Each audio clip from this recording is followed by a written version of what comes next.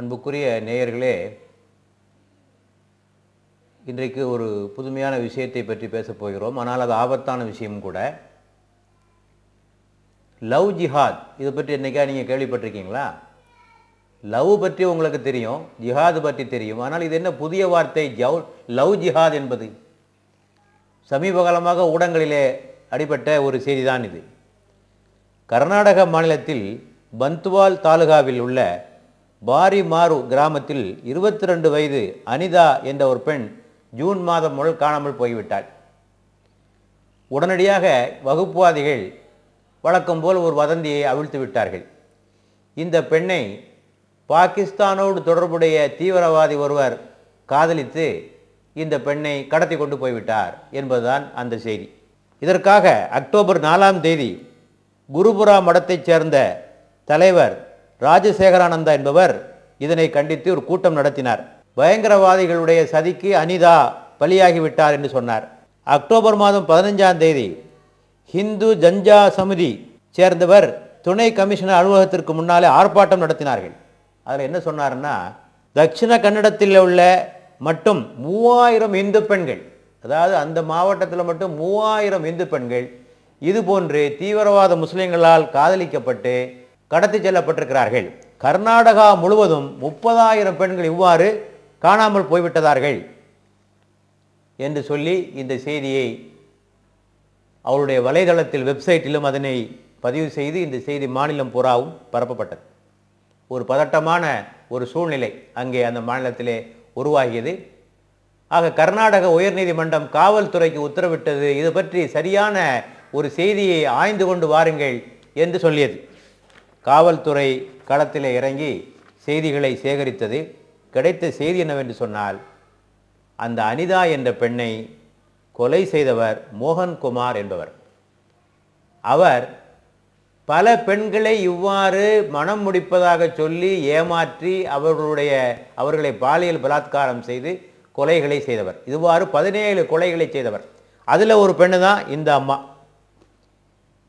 மேலும் அந்த காவல்துறை அதிகாரிகள் பத்திரிகைக்கு தகவல் கொடுத்தார்கள். இதுவரை தட்சிண கன்னடாவில் 404 பெண்கள் காணாமல் போயிருக்கிறார்கள். இதில் 332 பேர் கண்டுபிடிக்கப்பட்டு விட்டார்கள். இதுவரை தகவல் வராதது 57 பெண்கள். அவர்களை பற்றி சூப்பரண்டா போலீஸ் காவல்துறை கண்காணிப்பாளர் ஏஎஸ் ராவ் சொல்கிறார், இந்த 57 பேர் தற்கொலை செய்து கொண்டிருக்கலாம் அல்லது அவர்கள் தங்களுக்கு காதலனோடு ஓடி போயிருக்கலாம். இந்த 57 பேரில் இந்துக்களும் இருக்கிறார்கள், முஸ்லீம்களும் இருக்கிறார்கள், எல்லா மதத்தை சார்ந்தவர்களும் இருக்கிறார்கள். இந்து பெண்கள் வேறு மதத்தோடு ஓடியதாக தகவல் எங்களுக்கு எதுவும் இல்லை. அத்தோடு inspector general of police Hosur சொல்லுகிறார், இது பற்றி ஊடகத்திற்கு செய்தி கொடுத்தார்களே தவிர எந்த ஒரு அமைப்பாவது காவல்துறைக்கு இப்படி பெண்களை காணோம் என்று யாரும் சொல்லியதில்லை. இந்த அனிதா காணாமல் பற்றி எங்களுக்கு செய்தி வரவில்லை. ஆக இதிலிருந்து நீங்கள் தெரிந்து கொள்ள வேண்டிய செய்தி என்னவென்று சொன்னால், வகுப்புவாதிகள் பதற்றத்தை உண்டாக்குவதற்காகவும் மக்களுக்கு மத்தியிலே துவேஷத்தை உண்டு பண்ணுவதற்காகவும் எந்த பொய்யையும் சொல்லுவதற்கு அவர்கள் தயங்க மாட்டார்கள்.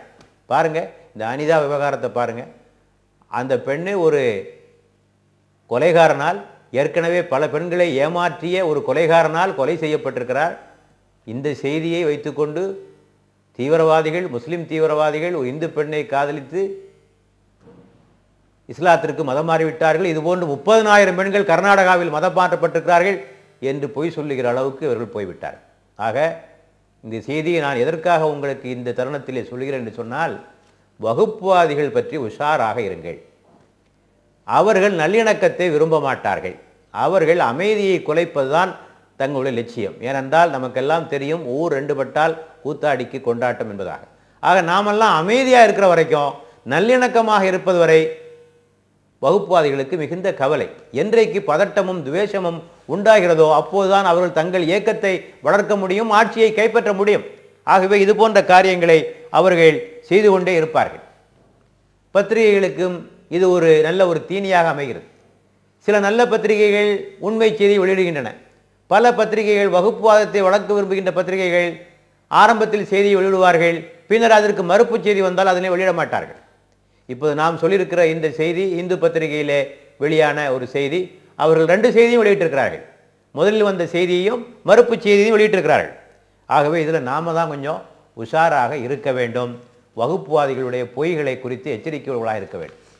எத்தனை ஆண்டுகளாக இவர்கள் பொய்களை சொல்லிக் கொண்டிருக்கிறார்கள். நீண்ட காலமாக இந்திய மக்களை அவர்கள் ஒரு பொய்யை சொல்லி ஏமாற்றினார்கள். என்ன சொன்னார்கள்?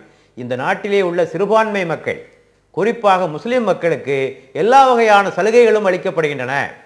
அவர்கள்தான் முதல் தர குடிமகனாகவும் இந்த நாட்டிலே உள்ள பெரும்பான்மை மக்களான இந்துக்கள் இரண்டாம் தர குடிமக்களாகவும் ஆக்கப்பட்டிருக்கிறார்கள்.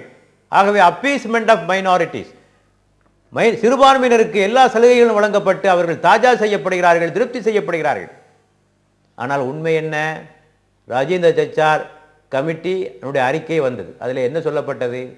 கல்வியிலே, வேலை வாய்ப்பிலே, நிலங்களை உடமையாக வைத்திருப்பதிலே, வங்கிகளிலே கடன் வாங்குவதிலே, எல்லாவற்றிலும் முஸ்லிம்கள் மிக கீழான நிலையில் இருக்கிறார்கள்.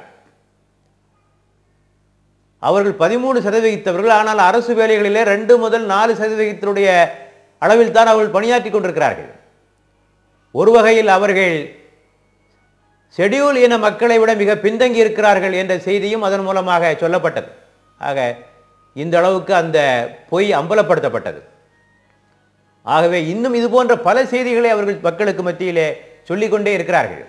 முஸ்லிம்கள் பலதார மனம் புரிவதாக ஒரு பொய் செய்தியை சொன்னார்கள். ஆனால் அரசாங்கம் வெளியிட்டிருக்கிற புள்ளிவரத்தில் 1967 ஏற்பட்ட மக்கள் தொகை கணிப்பில் இந்துக்கள் மத்தியில் பலதார மனம் 6.7%, முஸ்லிம்கள் மத்தியில் 4.1% இருப்பதை நீங்கள் பார்க்கின்றீர்கள். முஸ்லிம்களுக்கு தனியார் சட்டம் மூலமாக சலுகை வழங்கப்படுவதாக சொன்னார்கள். முஸ்லிம்களுக்கு மட்டுமா தனியார் சட்டம் வழங்கப்பட்டிருக்கிறது? இந்துக்களுக்கு வழங்கப்பட்டிருக்கிறது, கிறிஸ்தவர்கள் வழங்கப்பட்டிருக்கிறது, பார்சிகளுக்கு வழங்கப்பட்டிருக்கிறது, இப்படி எல்லா தரப்பினருக்கும் வழங்கப்பட்டிருக்கிறது. ஆகவே இவர்கள் உண்மையை மறைத்து பொய்களை சொல்லி மக்களுக்கு மத்தியிலே பதற்றத்தையும் துவேஷத்தையும் அவர்கள் உண்டு பண்ணுவார்கள். இவர்கள் தங்களை பற்றி வருகிற செய்திகளை மறைத்து விடுவார்கள். பிற சிறுபான்மை மக்கள் தீவிரவாதிகளாகவும் தாங்கள் நல்லவர்களாகவும் அமைதி விரும்புகளாகவும் சொல்லுவார்கள். ஆனால் நாட்டில் நடைபெற்ற எல்லா வகுப்பு கலவரங்களிலும் இவர்கள்தான் வகுப்பு கலவரத்தை தூண்டியதாக விசாரணை கமிஷன் அறிக்கைகள் சொல்லுகின்றன. நமது தமிழ்நாட்டில் நடந்த மிக முக்கியமான மோசமான கலவரம் மண்டைக்காடு கலவரம், அதை தூண்டியவர்கள் யார்? வகுப்புவாதிகள். இது அறிக்கையிலே வந்திருக்கிறது. மாலிகாவில் நடைபெற்ற குண்டுவெடிப்பில், சமீபத்தில் கோவாவில் நடைபெற்ற குண்டுவெடிப்பை செய்தவர்கள் யார்? வகுப்புவாதிகள். சுவாமி பிரக்யா தாகூர், கர்னல் புரோஹித் இவர்களெல்லாம் கைது செய்யப்பட்டார் என்பது உங்களுக்கு தெரியும். ஆகவே இவர்கள் சொல்லுகின்ற செய்திகளை நாம் நம்பக்கூடாது. அவர்கள் சொல்லுகிறார்கள் வதந்திகளை நம்புங்கள் என்று சொல்லுகிறார்கள். வகுப்புவாதத்தை வளர்க்க விரும்புகிறார்கள். ஆக நாம் உண்மையை தேடி அலைந்து புரிந்து இவர்களை அடையாளம் கண்டு கொள்ள வேண்டும்.